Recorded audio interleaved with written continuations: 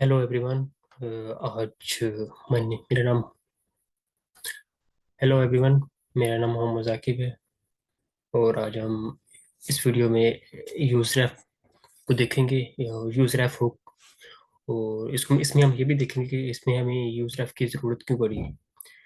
तो सबसे पहले तो इसका जो मेन मकसद है कि डाटा को परसिस्ट करना, कि हमें डाटा को होल्ड करके रखना। जो भी कंपोनेंट रेंडर होता है, जब हम यूज स्टेट हुक्स यूज करते हैं तो डाटा बार बार री रेंडर होने के बाद वैल्यू जीरो हो जाती है या वैल्यू चेंज हो जाती है। तो इस मकसद के लिए हम यूएसडीएफ को इसका इस्तेमाल करते हैं या यूज करते हैं। तो सबसे पहले तो हम इसकी प्रॉब्लम देखेंगे। हम यूज जो हमारे हमें यूज हुक्स क्यों की वजह से, या क्यों हम क्यों यूज रेफ को यूज करते हैं। सबसे पहले तो हम देखते हैं। सबसे पहले मैं ना यूज स्टेट हुक को इंपोर्ट कर लेता हूँ, सिंपली सेम उसी तरह जिस तरह बाकी हुक को इंपोर्ट करते हैं। सबसे पहले उनको टॉप पे इंपोर्ट कर लेना, फिर उनको टॉप पे डिफाइन कर लेना। बाकी सब प्रोसेस वही है, सिर्फ सिर्फ बाकी इनका काम वर्किंग थोड़ी डिफरेंट होती है बाकी हुक की दो दो हुक से। सबसे पहले हम ना पहले देख लेते हैं हमें इसकी जरूरत क्यों पड़ी। सबसे पहले हम एक एरे बना लेते हैं। उसके अंदर कर लेते हैं काउंट और सेट काउंट कर लेते हैं।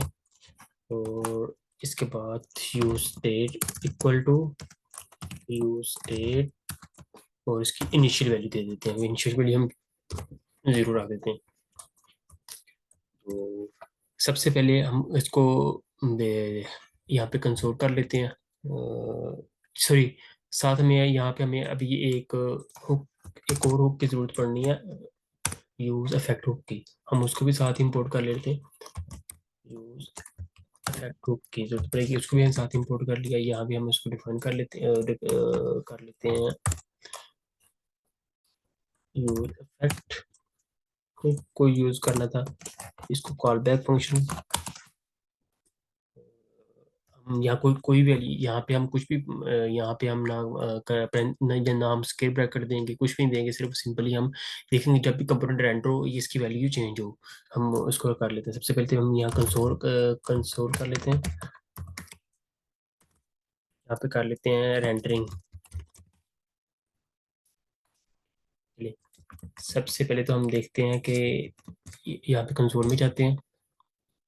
कंसोल में जाके चेक करते हैं इसमें क्या इसकी में कौन सी वैल्यू आ रही है। तो कंसोल में आ गई। कंसोल में आने के बाद जो ही हम इसको कंपोनेंट को रेंडर करते हैं, सॉरी हम नीचे एक वैल्यू, सॉरी एक काम और कर लेते हैं। यहाँ पे हम एक बटन क्रिएट कर लेते हैं कि आपको पता चल जाए कि हम बटन क्रिएट किया। और इसको ऑन क्लिक का फंक्शन पर ऑन क्लिक भी करते हैं, और इसमें कॉल बैक फंक्शन बनाते हैं। बैक फंक्शन किया और इसमें सेट काउंट कर दिया हमने। सेट काउंट कर दिया हमने, यहाँ पे काउंट की वैल्यू कर दी क्लास वन। जो ही यहाँ पे नीचे वैल्यू काउंट लिया और पास किया। इसमें हमने ये किया कि जो ही इस बटन के ऊपर क्लिक को काउंट की वैल्यू को प्लस वन करते हैं, और यहाँ पे हम कर देते हैं काउंट वैल्यू। और यहाँ पे हम इसको वैल्यू दे देते हैं काउंट की, जितनी भी वैल्यू अपडेटेड होगी। दोबारा हम इसको रिफ्रेश करते हैं, ये हमारे पास आ गया। इसको हम टेक्स्ट लाइन सेंटर कर लेते हैं। सेंटर कर लेते हैं इसकी। अभी इसका साइज, चलिए अब अपने को हल्की इसमें हल्की सी CSS अप्लाई किया मैंने, कोई ज़्यादा नहीं की, क्योंकि हमारा इसके ऊपर ज़्यादा फोकस नहीं। CSS के ऊपर हमारा जो फोकस है सिर्फ यूज हुक्स के बारे में, हमारी यूज ये आर एफ रेफ हुक्स के बारे में।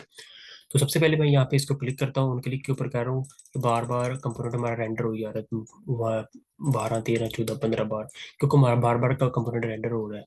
तो अभी मैं इसमें ना एक वैल्यू पुट करके दिखाता हूँ कि वैल्यू किस तरह हमारी चेंज हो रही है। तो सबसे पहले मैं तो एक यहाँ पे वैल्यू डिफाइन कर लेता हूँ। कुछ भी, सबसे पहले मैं यहाँ पे कर लेता हूँ let a is equal to zero. Okay. तो उसके बाद यहाँ पे हम डिक्लेयर कर लेते हैं अपनी कॉस्ट ए की वैल्यू में हम यूज REF में 0, इनिशियल वैल्यू इसकी भी 0 कर देते हैं। इसको डिफाइन कर लिया तो ने ये देख रहे हैं कि बार बार कंपोनेंट कंपोनेंट हमारा रेंडर हो गया। इसके बाद हम देखते हैं इसमें वैल्यू भी चेंज, वैल्यू बार बार रेंडर होने के बाद चेंज होती कि नहीं होती। सबसे पहले हम यहाँ पे ना एक वेरिएबल डिक्लेयर कर लेते हैं, कोई भी उसका नाम कोई भी रख लेते हैं। हम यहाँ पे रख लेते हैं let a is equal to 0। और इसको करने के बाद हम इसमें कर लेते हैं एक और क्या काम करते हैं कि जो ही कंपोनेंट रेंडर हो ए में ए की वैल्यू को प्लस करें, एक वैल्यू +1। ओके, और यहाँ पे हम कर लेते हैं बैकटिक यूज कर लेते हैं, रेंडरिंग वैल्यू ऑफ ए $, यहाँ पे सॉरी हम यहाँ ए कर लेते हैं। तो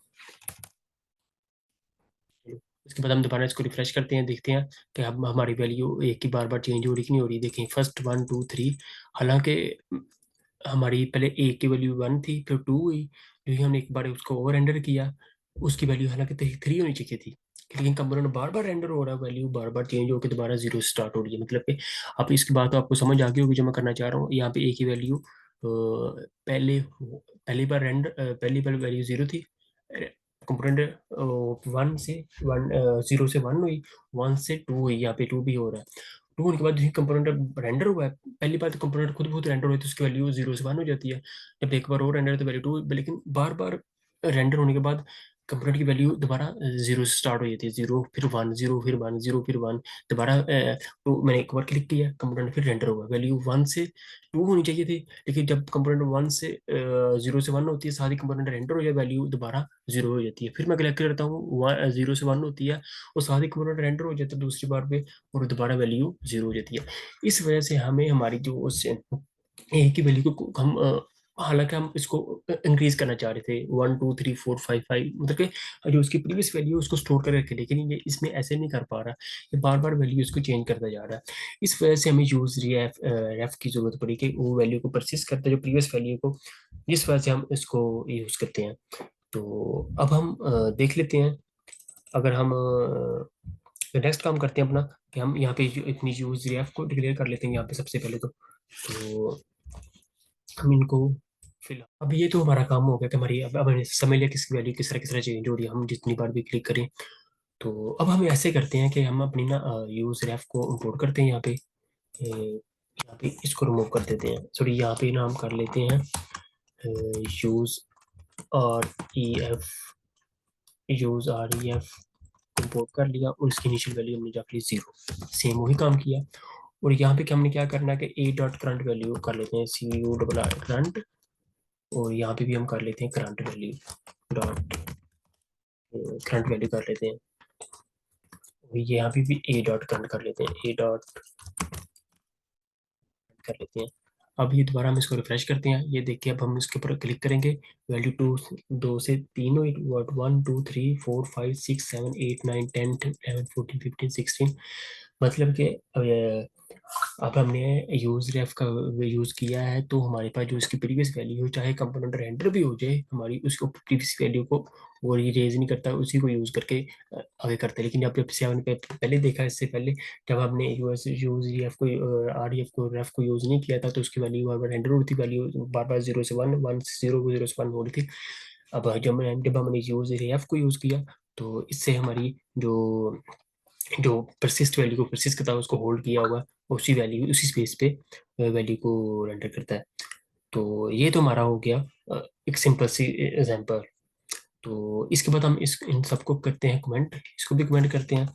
अब और साथ में अब एक काम और करते हैं, या हम यहाँ पे हम एक बटन बटन यहाँ पे हम कर लेते हैं रेफ रेफ किया और इसकी वैल्यू को हमने कोई वैल्यू भी नहीं, इसको इनिशियल वैल्यू कोई नहीं दी। और साथ में हमने यहाँ पे डिक्लेयर कर लेते हैं कंसोल पे CLG कंसोल लगाया, और यहाँ पे हमने कर लिया, इसमें हम कर लेते हैं रेंडरिंग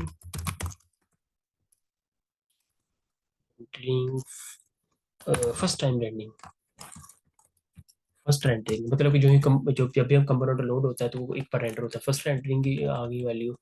और हम यहाँ पे इसको कुछ भी नहीं करते, यहाँ पे सिंपली इसको कर लेते हैं। उसके बाद हम क्या करते हैं कि हम ना ये जो रेफ है, सॉरी हम इसको बटन रेफ कर देते हैं। बटन रेफर इसको हम बटन करके हमने इसके बटन के ऊपर थोड़ी फंक्शनलिटी परफॉर्म करनी है। btn बटन रेफ किया और यहाँ पे कॉपी किया और यहाँ पे हम इसको डिफाइन कर लेते हैं रेफरेंस को, कि हम बटन के ऊपर अप्लाई करना है रेफरेंस। रेफ किया,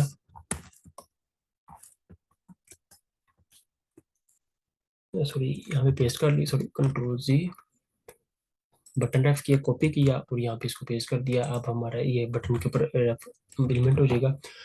उसके बाद हमने क्या करना है, मैं अब सिनेरियो कुछ इस तरह कि हम बटन के ऊपर क्लिक करें, बटन का बैकग्राउंड चेंज हो जाए। हमने इसके ऊपर ये काम करना है कि कंपोनेंट रेंडर होने के रेंडर चाहे हो जाए, उसका कलर चेंज रहे। उसके ऊपर हम कर लेते हैं, सॉरी हम कर लेते हैं बटन डॉट रेफ, इस वैल्यू को button dot ref dot style, एक हमने style sorry dot current current dot style dot background colour is equal to, sorry blue कर लेते हैं इसको, इसका बैकग्राउंड कलर ब्लू चेंज कर दे यही उनके लिए फर्स्ट टाइम रेंडर हो। ये देखें अब कंपोनेंट फर्स्ट टाइम रेंडर हुआ है के साथ ही उसकी वैल्यू को उसके सॉरी बैकग्राउंड को वैल्यू कर दी, चाहे वह 1 से 2 3 4 5 6 7 8 9 जो उसकी जो वैल्यू थी उसको उसने परसिस्ट किया हुआ जो इनिशियल वैल्यू है, तो उसी के बेस पे हमें नेक्स्ट रिजल्ट दिखा रहा है। तो आज का हमारा काम इतना ही था कि हम यूएसडीएफ का क्यों यूज़ करते हैं। उसका सिर्फ मेन मकसद यही है, सिर्फ ये प्रीवियस वैल्यू को परसिस्ट करके रखता है। और हमें उसमें क्या कहते हैं कि उसकी वैल्यू को बार बार चेंज करना नहीं पड़ता। बस इतना का इसका काम था। तो उम्मीद है कि आपको अच्छी से समझ आई होगी। अगर आपको कोई इसमें कोई अभी भी कन्फ्यूजन है मुझे कमेंट करके बताइएगा, मैं इंशाल्लाह कोशिश करूँगा आपको इसमें जो कन्फ्यूजन है वो दूर हो जाए।